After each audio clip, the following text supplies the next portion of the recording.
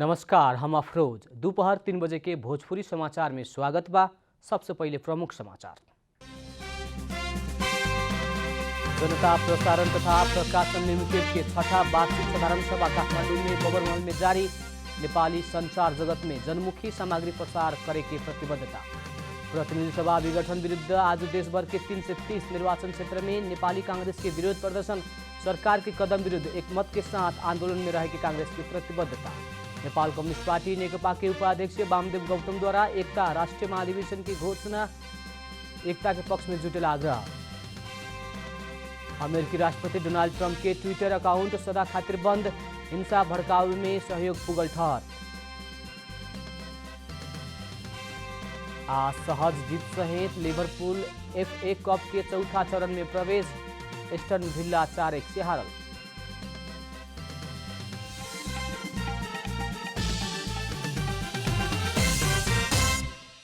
अब पूरा समाचार। सामुदायिक क्षेत्र के छोट छोट पूंजी जमा करके स्थापना कैल दक्षिण एशिया के ही पहिल का परिकल्पना हुए जनता प्रसारण तथा प्रकाशन लिमिटेड। जनता के लगानी में जनता खातिर संचालित इस संस्था जनता के ही विषय के ज्यादा महत्व के साथ प्रसारण कर रहा बा। प्रगतिशील संस्कृति के नारा के साथ आगे बढ़ल जनता प्रसारण तथा प्रकाशन लिमिटेड के छठा वार्षिक साधारण सभा काठमाडौँ के बबरमहल में शुरू भइल बा। ई नेपाली संचार क्षेत्र में नमूना प्रयोग के रूप में स्थापित पब्लिक लिमिटेड कंपनी है। 1,05,000 रुपया के दर से शेयर संकलन करके 1,200 सदस्य से स्थापित ई कंपनी से अभी जनता टेलीविजन, जनता रेडियो 89.1 मेगाहर्ट्ज, प्रकाशन, जनता समाचार न्यूज पोर्टल और जनता डब्ली एक साथ संचालन हो रहा बा। छोट छोट पूंजी संकलन करके निर्माण भइला से समग्रता में ई संस्था जनता में आधारित संस्था के रूप में स्थापित बाटे। आम जनता से शेयर उठावल कारण कंपनी जनता प्रति प्रतिबद्ध आ उत्तरदायी संस्था के रूप में क्रियाशील बा। व्यावसायिकता के मूल मर्म बनावल संस्था द्वारा समाज में मौलिक आ सभ्य सामग्री प्रस्तुत होती आ रहल बा। समाज के औद्योगिक चेतना, संस्कार आ संस्कृति जैसन विषय के अग्रगामी बनावत ले जाए के मान्यता संस्था ले लेबा। लिमिटेड भइला पर भी ई संस्था दक्षिण एशिया के ही सामुदायिक क्षेत्र के छोट छोट पूंजी संकलन करके निर्माण कैल गेल आ अन्य केहू से भी परिकल्पना ना कैल नया परिकल्पना है।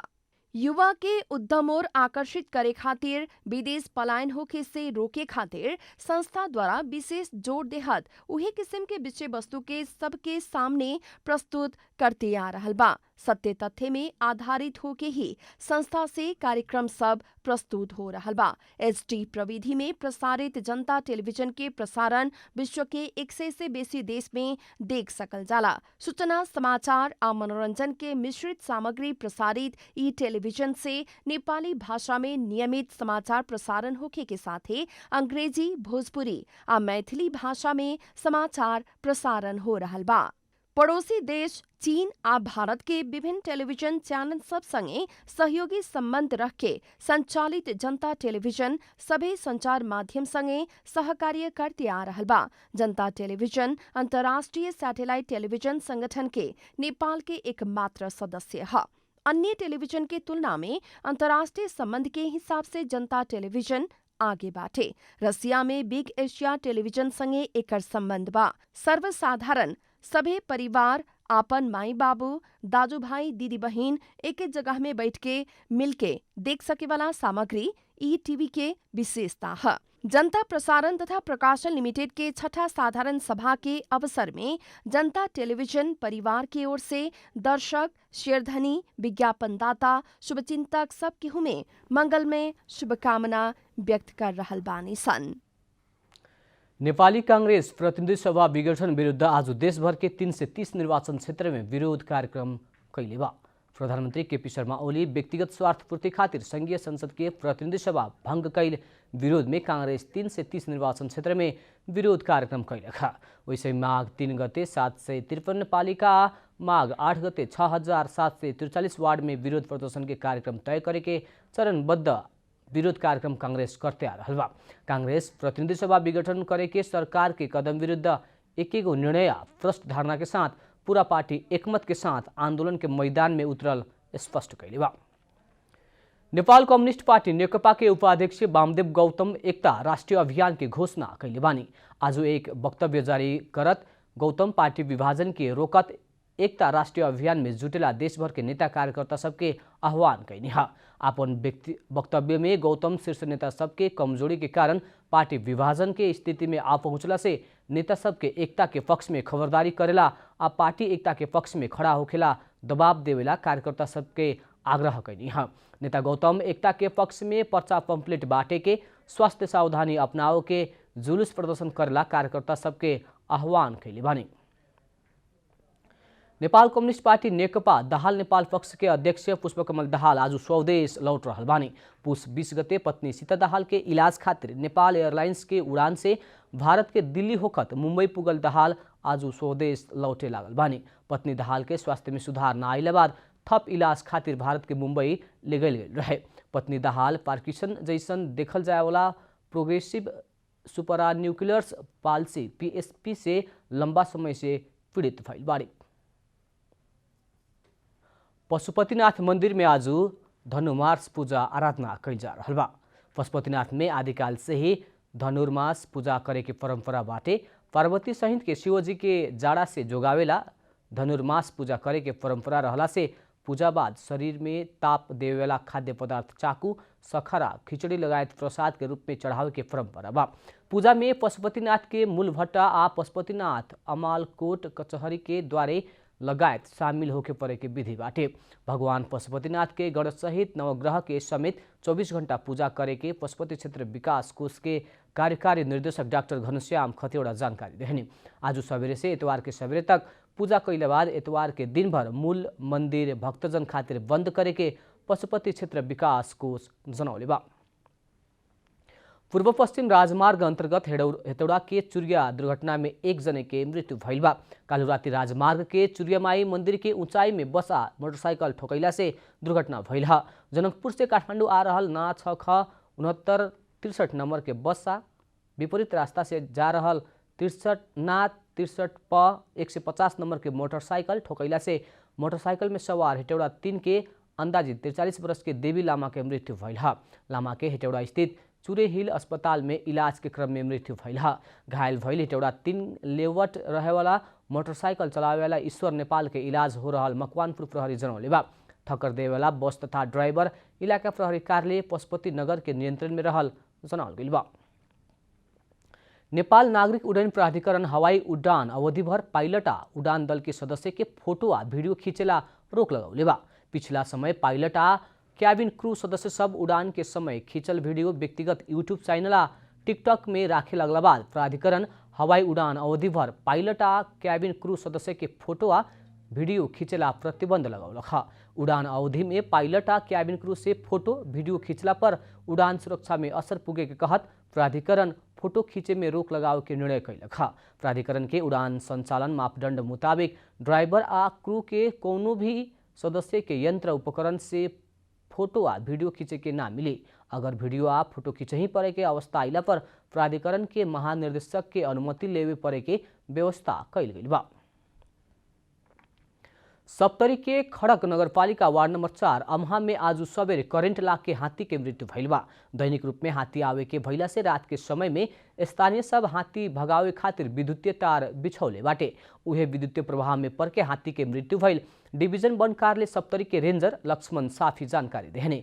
कोसी टापू वन्यजंतु आरक्षण से आइल हाथी खड़क नगरपालिका के बस्ती में जाए के क्रम में करेंट लाग के मृत्यु भइल इलाका प्रहरी कार्यालय कडरबोना के प्रहरी निरीक्षक वीरेंद्र पासवान जानकारी देहने।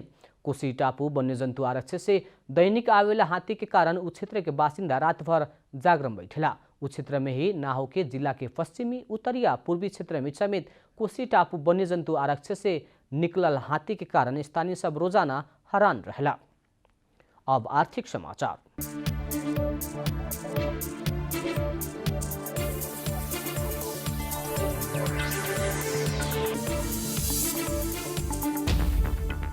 बाजार में धितोपत्र कारोबार के राफसाफ तथा फ्रचौर चक्र T+2 लागू करला नेपाल धितोपत्र बोर्ड स्वीकृत कैले बा। धितोपत्र बोर्ड के चालू आर्थिक वर्ष के नीति तथा कार्यक्रम में उल्लेख भइल मुताबिक उ व्यवस्था कानून में ल्याइल गईल बोर्ड जनौले बा। CDS आपन विनियम में भइल अभी के T+3 के T+2 में ल्यावे के खातिर बोर्ड में पेश कैला से बोर्ड धितोपत्र कारोबार के राफसाफ तथा प्रचुर चक्र T+2 करे वाला हिसाब से धितोपत्र कारोबार राफसाफ तथा प्रचौट नियमावली 2069 में उ प्रायोजन खातिर विनियम में संशोधन स्वीकृति कैलक। ये व्यवस्था CDS एंड क्लियरिंग से सार्वजनिक सूचना प्रकाशित करके कार्यान्वयन में ल्यावे के जनावल गइल बा। ये व्यवस्था संगे तरलता बढ़ोतरी होके बाजार गतिशील होके के आ लगानीकर्ता के थप लगानी के अवसर प्राप्त होके के बोर्ड के आशा बा। भोजपुरी समाचार में अब अंतर्राष्ट्रीय समाचार।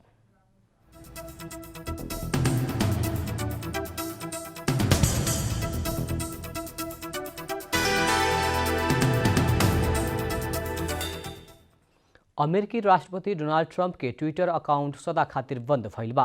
राष्ट्रपति ट्रंप बुध के सामाजिक सञ्जाल ट्विटर मार्फत बहुते संदेश प्रवाह कैले रहलन। उ संदेश सब देश में हिंसा भड़कावेला सहयोग पुगल कहत ट्विटर राष्ट्रपति ट्रंप के अकाउंट सदा खातिर बंद कैलक। अमेरिकी संसद के घटना में राष्ट्रपति ट्रंप के ट्विटर संदेश से प्रशय कैल आरोप समेत लगौले बा।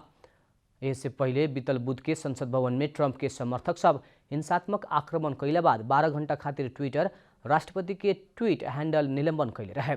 ट्रंप के उकसाहट में हथियारधारी समर्थक संसद भवन में आक्रमण कैला से अभी तक 5 जने की मृत्यु भइल बा। इससे पहले BFA के फेसबुक भी ट्रंप के अनिश्चितकालीन खातिर प्रतिबंध कैल जनौले रहे। ट्विटर अकाउंट बंद भइला पर भी दोसर कौनो सामाजिक सञ्जाल मार्फत संदेश प्रवाह कर सके के कहत सुरक्षा सतर्कता बढ़ावल गइल बाटे।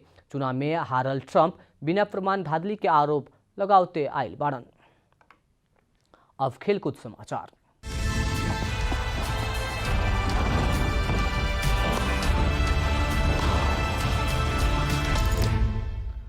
लिभरपूल FA कप फुटबॉल के चौथा चरण में प्रवेश कैले बा। कालू रात भइल खेल में तेसर चरण के एस्टा भिल्ला पर 4-1 के सहजीत निकालत लिभरपूल अघिल्का चरण के यात्रा तय कैलक। अवे मैदान में भइल खेल में लिभरपूल पहिल का हाफ में 1 तथा दोसर का हाफ में 3 गोल कैले रहे। ओकरा खातिर साडियो माने चौथा आ 63वां मिनट में गोल कैले रहलन। वैसे ही जर्जिनो बिनाल्ड्स 60वां आ मोहम्मद सलाह 65वां मिनट में गोल कैले रहलन। एस्टन भिला खातिर 17 वर्ष के किशोर लुई ब्यारी 41वां मिनट में 1 गोल लौटौले रहलन। दोसर खेल में क्रिस्टल पैलेस के 1-0 से हरावत वुल्व्स भी चौथा चरण में प्रवेश कैले बा। अंत में प्रमुख समाचार फिर एक बेर। जनता प्रसारण तथा प्रकाशन लिमिटेड के 6ठा वार्षिक साधारण सभा काठमाडौँ के बबरमहल में जारी। नेपाली संचार जगत में जनमुखी प्रसार सामग्री प्रसार करेके प्रतिबद्धता। प्रतिनिधि सभा विघटन विरुद्ध आज देशभर के 330 निर्वाचन क्षेत्र में नेपाली कांग्रेस के विरोध प्रदर्शन। सरकार के कदम विरुद्ध एकमत के साथ आंदोलन में रहे के कांग्रेस की प्रतिबद्धता। नेपाल कम्युनिस्ट पार्टी नेकपा के उपाध्यक्ष वामदेव गौतम द्वारा एकता राष्ट्रीय अभियान की घोषणा। एकता के पक्ष में जुटेला आग्रह। अमेरिकी राष्ट्रपति डोनाल्ड ट्रंप के ट्विटर अकाउंट सदा खातिर बंद। हिंसा भड़काउन में सहयोग पुगल ठहर। सहज जीत सहित लिभरपूल FA कप के चौथा चरण में प्रवेश। एस्टन भिल्ला 4-1 से हारल।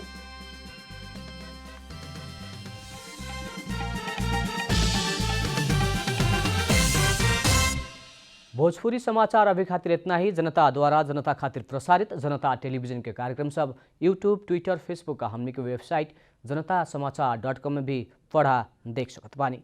सूचना में अपने के सहभागिता, समय में समाचार हमनी के प्रतिबद्धता। प्रणाम।